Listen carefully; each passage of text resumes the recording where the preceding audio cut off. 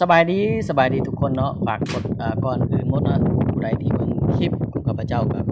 ก่อนอื่นหมดเนาะก็ฝากกดไลค์กดแชร์กดติดตามเนาะแต่ว่ามื้อนี้ข้าพเจ้าก็บ่ได้ชักชวนผู้ใดอย่าบ่ได้แนะนำให้ผู้ใดลงทุนเนาะแต่คลิปนี้เป็นคลิปหนึ่งที่อยากบอกต่อก็คืออ่าแอปFile Network เนาะก็คือแอปที่ขุดเรียนเนาะ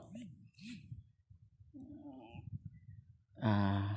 ขุดเรียนเนาะก็คือถ้าเฮาแนะนำคนมาสมัครมาขุดนำหลายคนแฮ่งดีเนาะยิ่งหลายยิ่งดีเนาะ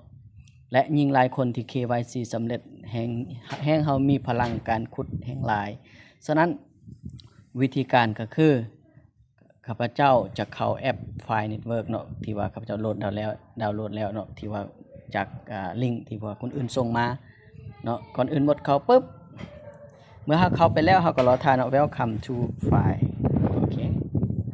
วันนี้เราจะมาเบิ่งเนาะก็คือขั้นตอนในการ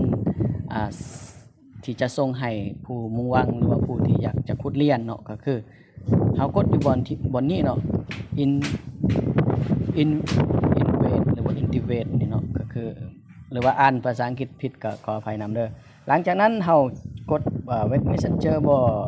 หรือว่า Telegram บ่หรือว่าWhatsApp บ่เนาะแต่ว่าข้าพเจ้าจะส่ง WhatsApp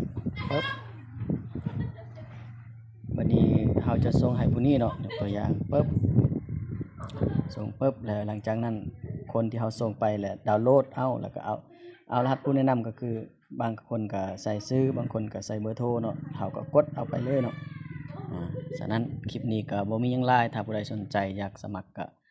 ทักหาข้าพเจ้าได้เนาะหรือว่าทักหาผู้แนะนำของท่านได้ที่สำคัญคือผู้แนะนำของเฮาหั้นเนาะ